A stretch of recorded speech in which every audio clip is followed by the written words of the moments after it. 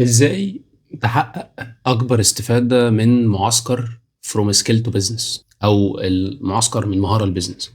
المعسكر ده عبارة عن 9 محطات بيعدي كالآتي: محطة فريلانسنج مايند سيت، عقلية المستقل.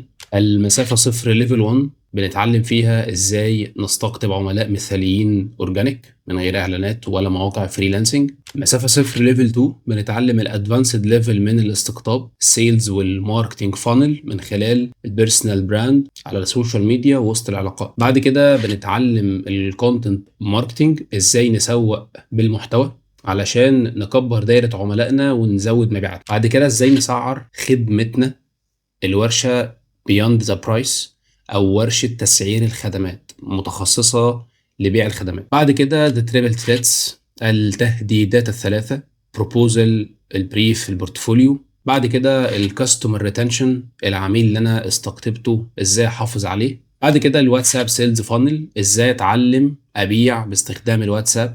واخيرا اللينكدين بروفايل تو بروفيت، ازاي بقى ناخد كل البيرسونال براند والاسيتس والحاجات اللي احنا بنيناها دي ونعمل لها اسقاط ريفلكشن على لينكدين. فدول ال9 محطات اللي احنا بنعدي عليهم في المعسكر. خليني كده اوضح لك شويه تساؤلات ممكن تيجي في بالك سواء انت لسه هتبدا معانا او بالفعل اشتركت. اول حاجه، المعسكر ده هو عباره عن 100 ساعه اونلاين مسجلين. دول 9 ورك شوبس، كل ال9 ورك شوبس دول ريكوردد. بنبدا المعسكر بيبقى 25 يوم، بنختم ال 25 يوم دول بمنتورنج سيشن لايف اونلاين على جوجل ميت، بتبقى لايف، ولما بنخلصها بتتسجل وبتتبعت لحضرتك وبتكون موجوده معاك اكسس مفتوحه 3 شهور كاملين. اول سؤال: هل المعسكر الورش دي بتكون معانا مدى الحياه؟ الاجابه: المعسكر بيكون له نظام من يوم 1 ليوم 25. مثلا احنا هنبدا يوم السبت 1/7 مثلا، يعني قبلها بيوم بنبعت لحضراتكم على الجروب الواتساب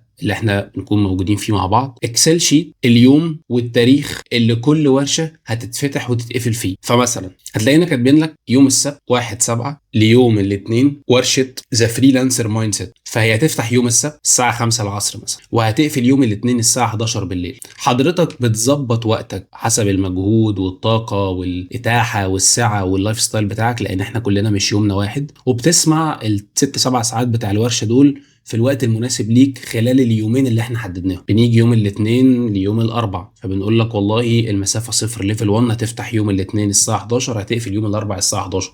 حضرتك محتاج تسمع ال7 ساعات في ال3 ايام دول، وهكذا. فكل ورشه بيبقى ليها ليميتد اكسس في ايام معينه. ليه؟ لان هدف المعسكر اصلا ان احنا نحل مشكلتين: التشتت والتسويف.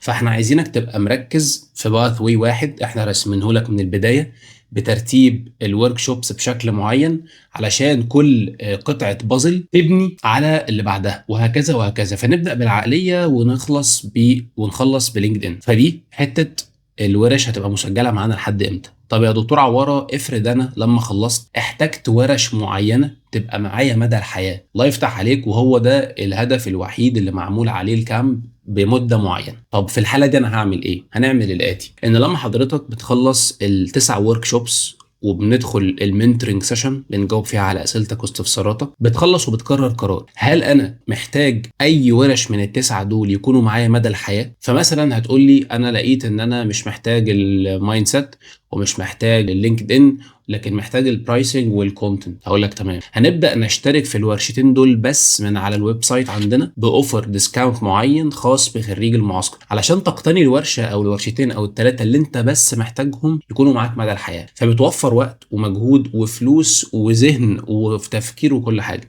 لانك انت مش مضطر ان انت تشترك في ال9 ورك شوبس مدى الحياه.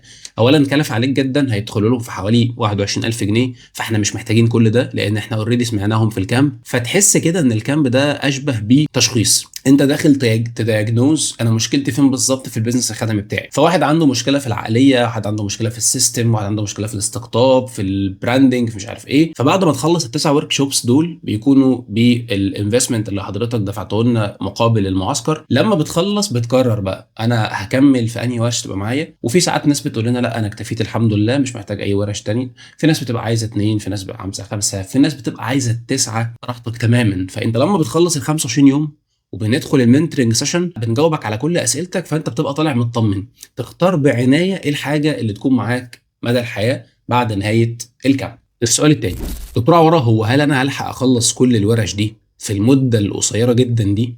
الاجابه اه باذن الله، ولكن كل اللي انا احتاجه من حضرتك يوميا من ساعتين ونص لثلاثه، قسمهم زي ما انت عايز، ساعه الصبح وساعتين بالليل، ثلاثه بالليل، اتنين الصبح، براحتك خالص زي ما قلت لك.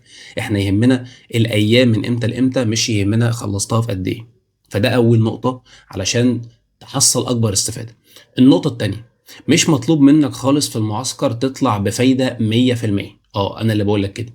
انا هبقى مبسوط قوي لو الفايده بتاعتك عدت ال 50 ل 60%. ليه؟ لان تاني، المعسكر مش هدفه ان انت تمسك كل ورشه وتقعد بذهن صافي تسمع، لا. انا بقتل عندك التشتت وانك تسوي في حاجه، فكلنا نبقى ماشيين على صفحه واحده بورشه واحده مركزين قوي فيها. كل واحد بقى في اعضاء الجروب الكرام اللي بيبعت سؤال، اللي بيبعت انسايت، اللي بيشارك حاجه استفادها، اللي بيلخص بطريقته، اللي بيبعت فويس نوت فيها شرح، اللي بيبعت حاجه فهمها من الورشه. انت بتسال سؤال فحد بيجاوبك عليه، حد يبعت لك ملخص على الجروب. فبتلاقي في الاخر لو انت بشكل شخصي ما عرفتش تحصل 100% خلال اليومين المفتوحين للورشه دي، بالاكتيفيتيز اللي بتحصل الفايده بتطلع ل 98%. ده تاني بعد. البعد الثالث، ان احنا بفضل الله في المنتورنج سيشن بندي لك بلو برنت وفريم ورك معينين كده. لما بنخلص اجابه اسئلتكم بتبقى لما التسع ورك شوبس بشكل استراتيجي ستراكشرد ثابت واضح جدا، تحس ان انت الدنيا كلها بقت قدامك البازل كتاب. ده غير ان كل ورشه من الورش دول زي ما قلت لك هي بتلنك على اللي بعدها او بتسلم للي بعدها. فكل فاونديشن في ورشه هتلاقيها مكرره بشكل ادفانسد في اللي بعدها. فهتلاقينا شرحنا كونسبت في المسافه صفر، خدنا نفس الكونسبت ده في المسافه صفر 2، خدنا نفس الكونسبت في كونتنت ماركتنج بس من برسبكتيفز مختلفه ومن انجلز مختلفه.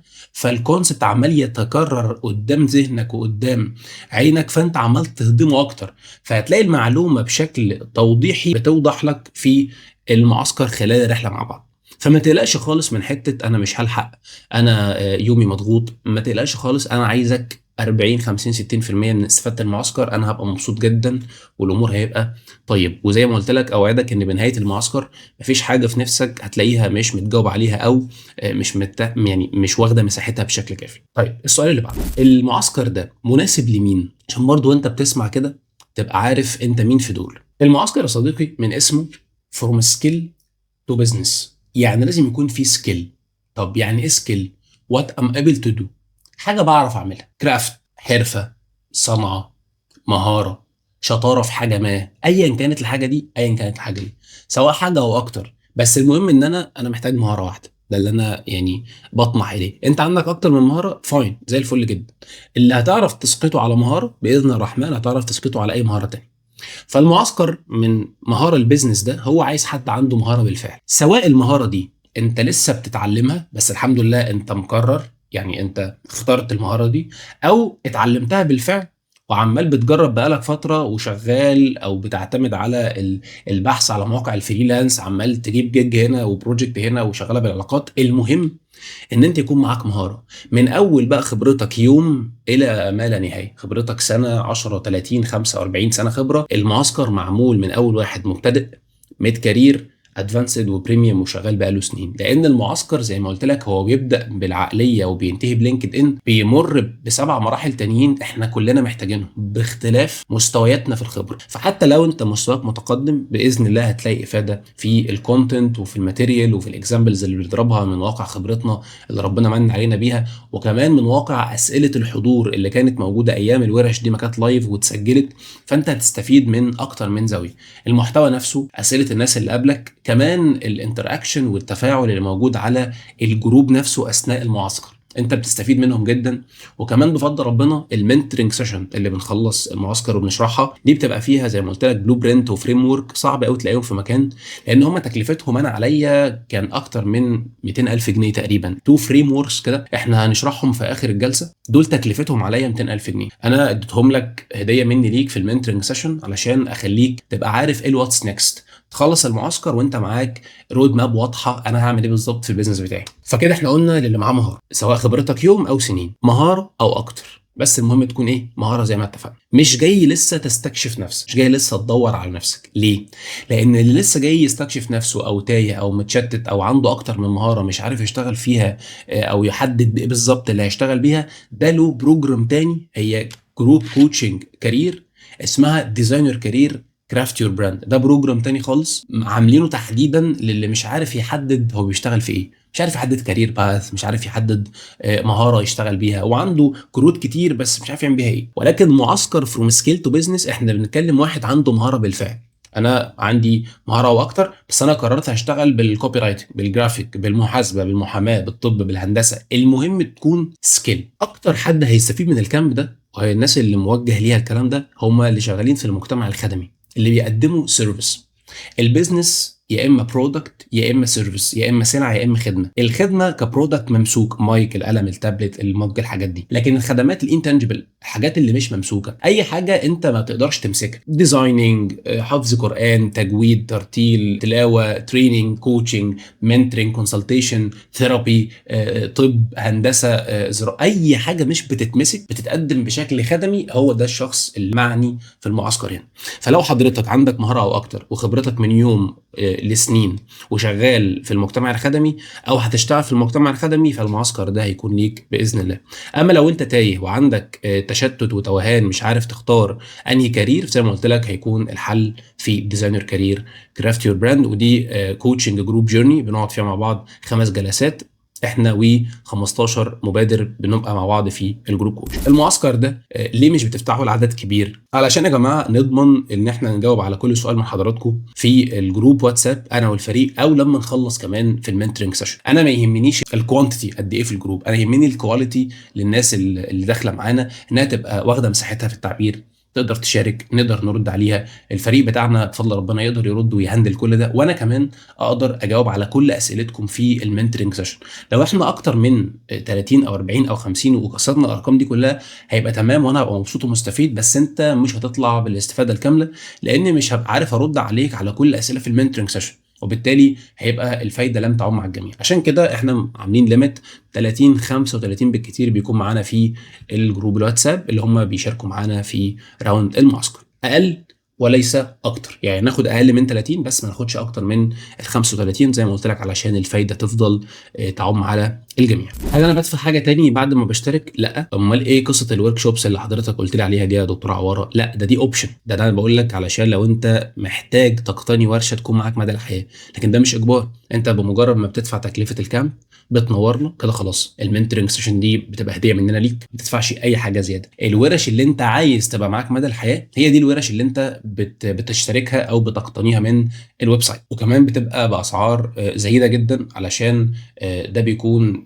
سبورت للناس اللي دخلت معانا المعسكر بالفعل. طيب نيجي بقى لاهم سؤال، ازاي استفيد من الكامب ده اكبر استفاده؟ يعني اعمل ايه بالظبط وانا ماشي في الرحله؟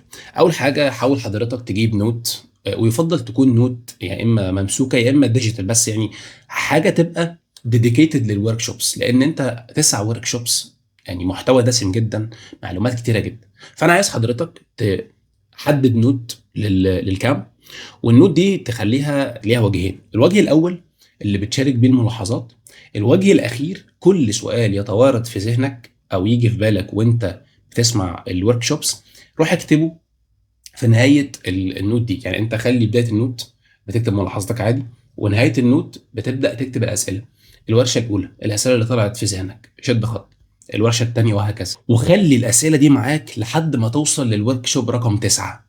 في الغالب 70% من الاسئله اللي هتتبادر في ذهنك اثناء ال9 ورك شوبس هتلاقيها كل شويه بتتجاوب على الورشه اللي بعدها.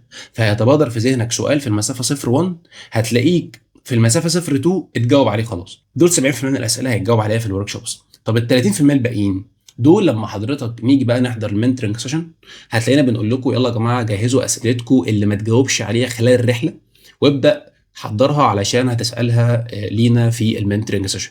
فكده بفضل الله هيبقى 100% من الاسئله اللي طلعت لك اتجاوب عليها بالفعل خلال المعسكر او في المنتورنج سيشن، والكامب لما يخلص تبقى الحاجه قادره تؤتي بثمارها مع حضرتك. وبس كده، دي كانت كل الاسئله اللي حضرتك هتبقى محتاج اجابه عليها بشكل كبير وواضح خلال المعسكر، سواء زي ما قلت لك انت اشتركت معانا بالفعل او ان شاء الله ناوي تشترك معانا. لو لسه عندك اي تساؤلات او استفسارات بخصوص الكامب حضرتك هتبعتها لنا واحنا نجاوب عليها في الجروب الواتساب الخاص بالراوند بتاع حضرتك. انا والفريق هنكون معاك باذن الله، يعني يسعدنا ويشرفنا خدمه حضراتكم ان شاء الله. وبس كده، بالتوفيق ان شاء الله في المعسكر، وربنا يجعلها رحله ثريه ومثمره وتضيف قيمه لقلوب وعقول حضراتكم ان شاء الله في البيزنس الخدمي بتاعكم. اشوفك.